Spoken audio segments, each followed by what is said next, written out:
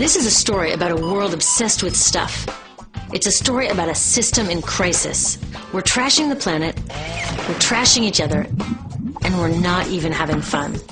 The good thing is that when we start to understand the system, we start to see lots of places to step in and turn these problems into solutions.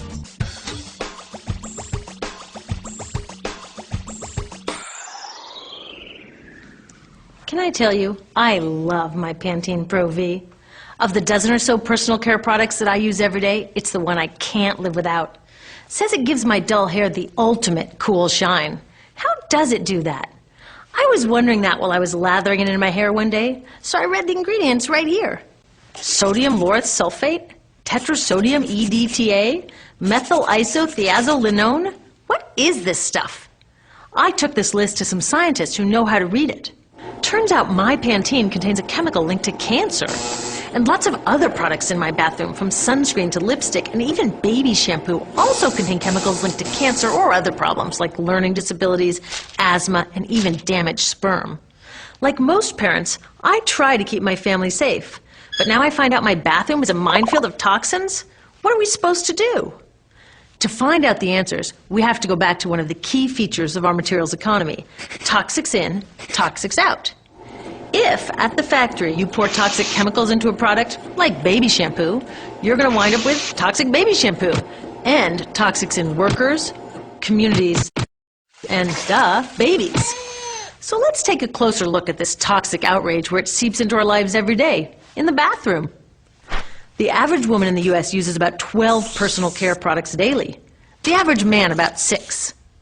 Each product containing a dozen or more chemicals. Less than 20% of chemicals in cosmetics have been assessed for safety by the industry's safety panel, so we just don't know what they do to us when we use them. Would you fly in an airline that only inspects 20% of its planes? Of course, not all of these chemicals are dangerous, but we know that many are. Some are carcinogens. That means that they can cause cancer. Others are neurotoxins and reproductive toxins, proven to mess up brain development and reproduction in animals. Wait a minute, we're animals too. It's like a giant experiment. We're using all these mystery chemicals and just waiting to see what happens. One thing we do know is that they're getting inside us. I had my body's toxicity levels tested, and I'm loaded with things like mercury, flame retardants, triclosan, and lead. We all are. Even babies are being born pre-polluted. Now, I know we can't live in a lead-free world, but do we have to put lead in our lipstick? I don't know. Maybe it's my fault. Maybe I just bought the wrong thing. At the store, the choices seem endless. I can get lipstick in 49 shades, or shampoo for hair that's too dry, oily, fine, limp, or frizzy. But what about the choices that really matter? Like the choice to buy products that are safe? It turns out the important decisions don't happen when I choose to take a product off the shelf. They happen when companies and governments decide what products should go on the shelves. So who are these companies? This is Procter & Gamble. They're the ones offering me Herbal Essences, the #2 shampoo in the country. It contains toxic petrochemicals made from oil. Since when is oil an herb? On cosmetics labels, words like herbal, natural, even organic have no legal definition. That means that anybody can put anything in a bottle and call it natural, and they do. I mean, can you imagine a top seller called Petro Essences? Gross. What's even nastier are hair relaxers marketed to 5-year-olds and skin whitening creams. These are super toxic, both in their ingredients and in the message they send about what beauty is. Oh, here's Estee Lauder offering me a chance to help find a cure for breast cancer. That's nice. But wait, they're also using chemicals linked to cancer. Don't you think the best way for Estee Lauder to fight cancer is to stop using those chemicals in the first place? So really, I get to choose between meaningless claims on a bottle. But these guys get the real choice about what goes into those bottles. And that happens back here, at the factories where they're formulated. Why do the makers of these products use all these toxics? Are they trying to poison us? No, they're just working from a 1950s mindset when people were totally swept up in better living through chemistry. In all that excitement, they forgot to worry about human health impacts. That was years ago, and they are still using these same old toxic chemicals. Today, big cosmetics companies say the doses of poison in their products are small enough to be harmless. Yeah, maybe if you use them once a year. I guess they never get out and see that their products are being used and combined with other products every day. A little toxic dose under your arms, a little more on your hair, on your lips. And workers in nail and hair salons get dosed all day long. So the industry is used to doing things this way. And they can.